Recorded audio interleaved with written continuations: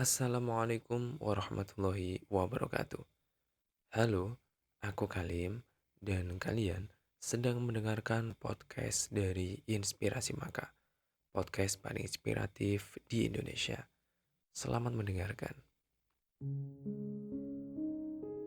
Siapa sih yang gak tahu bahwa semua orang hari ini sedang bersuka cita? 2 hari lagi, kita semua akan pindah ke tahun yang lebih baru.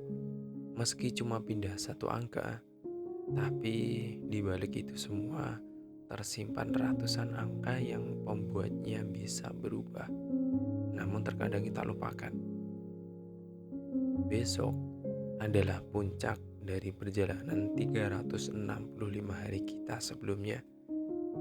Sebenarnya bukan puncak perjalanan sih, cuma seperti puncak perhitungan yang akan kembali ke angka satu lagi. Pada dasarnya, tidak ada yang luar biasa dari pergantian tanggal 31 Desember ke tanggal 1 Januari. Jika kita hanya berbicara perpindahan hari, lalu apa bedanya dengan perpindahan tanggal dari tanggal 1 ke tanggal 2 misalnya? Dari bulan A ke bulan B, dan dari hari Minggu ke hari Senin yang sebelum-sebelumnya. Apa kita nggak boleh merayakan perpindahan hari Minggu ke hari Senin setiap pekan? Apa kita juga nggak boleh merayakan malam tanggal 1 setiap bulannya? Dan jawabannya sih sebenarnya boleh. Ya lagian siapa juga kan yang akan melarang? Perayaan itu bolehnya cuma ketika malam tahun baru aja loh. Nggak ada perayaan malam tanggal 1, ganti bulan, dan nggak ada juga perayaan menyambut hari Senin. Aku pikir nggak ada yang akan ngomong kayak gitu. Lalu kenapa orang-orang mayoritas selalu merayakan datangnya tahun baru? Padahal jika kita tidak melihat angka di kalender, maka tidak ada yang berbeda loh pada penglihatan kita. Apakah di tahun yang baru awan akan berubah menjadi pink misalnya? Apakah di hari Minggu buah rambutan akan matang serempak? Atau apakah di tanggal 1 Januari warna langit akan berubah dan berganti warna menjadi hijau? Aku rasa tidak.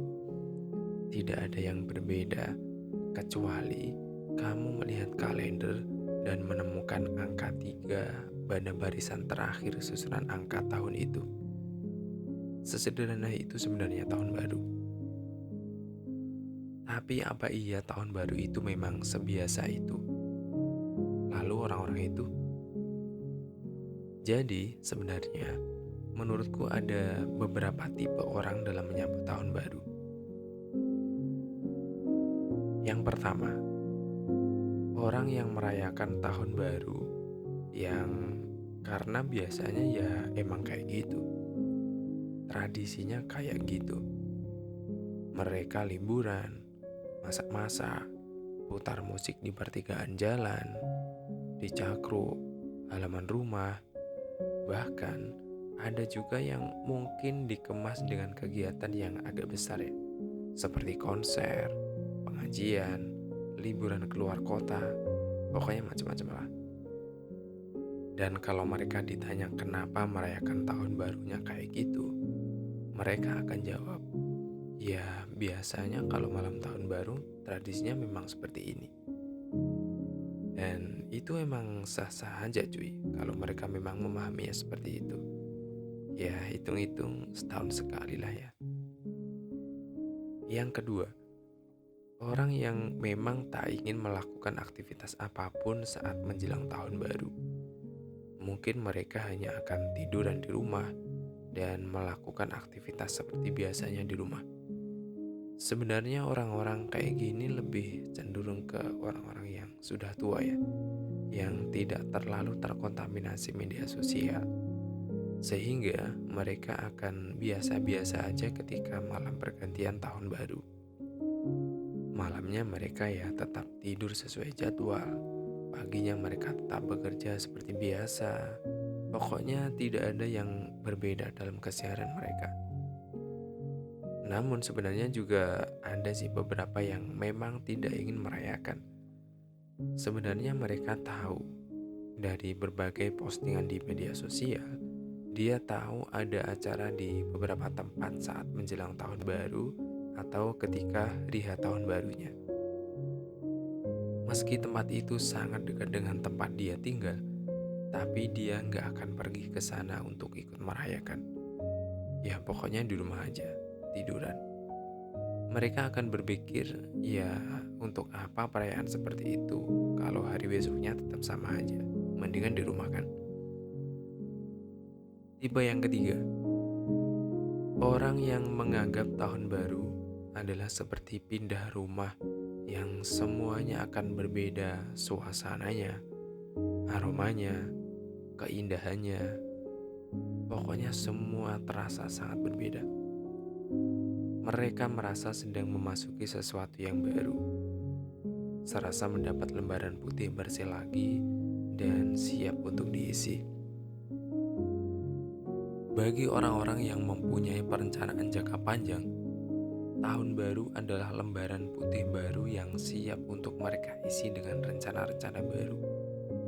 Mereka menutup dan menyimpan lembaran penuh coretan tahun lalu, menyalinnya beberapa ke dalam lembaran baru, kemudian mereka memulainya lagi. Mungkin ini akan terdengar seperti sebuah resolusi ya, sebuah tujuan yang bisa jadi akan kamu tempuh perjalanannya selama 1 tahun ke depan. Jika berbicara masalah dalam tanda kutip tak ada perbedaan dengan tahun lalu, maka kamu akan bermusuhan dengan orang-orang tipe ini. Aku pernah mendengar sebuah ungkapan bahwa orang-orang besar itu tidak pernah kehabisan ide dan rencana dalam hidup mereka. Justru yang sering terjadi adalah mereka kehabisan waktu.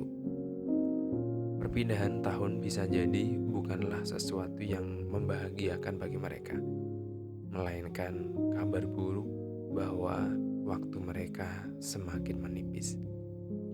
Berbeda dengan orang-orang seperti kita yang terkadang justru bingung mau ngapain, bingung mau mengerjakan apa, dan yang terjadi adalah nongkrong seharian, main HP seharian, rebahan seharian, dan kita jadi gak produktif sama sekali. Kita itu justru seperti kebanyakan waktu luang dan bingung dengan apa yang mau kita lakukan. Dan mungkin ini adalah waktu yang tepat juga ya. Beruntung banget kita, karena dari podcast ini aku pun jadi menyadari bahwa sebenarnya yang terpenting bukan pada pergantian tahunnya, melainkan apa yang akan kita lakukan setelahnya. Tahun baru bisa jadi adalah momentum berharga yang karena pamornya kita bisa menumbuhkan perasaan tentang apa yang sebenarnya harus kita perjuangkan pada tahun selanjutnya. Sesaat okelah kita bisa bersenang-senang karena pergantiannya, ataupun kita boleh juga acuh dengan kehadirannya. Tapi ada satu hal yang menurutku patut kita pertimbangkan, bahwa tahun baru selalu menjadi magnet perayaan di belahan bumi manapun di dunia ini. Beritanya akan ada di mana-mana, dan akan ada banyak sekali model perayaannya.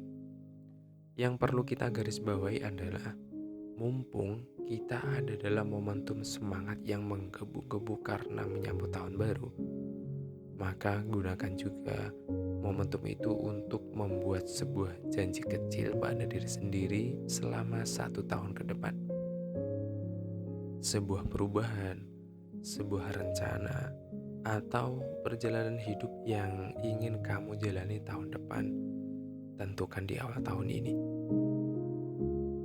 Dan tanamkan pemahaman juga pada dirimu bahwa setiap hari yang kamu lewati telah mengurangi satu kesempatanmu meraih mimpi setiap hari. Sedangkan jatah harimu sudah ditentukan dan tidak akan mungkin ditambah lagi.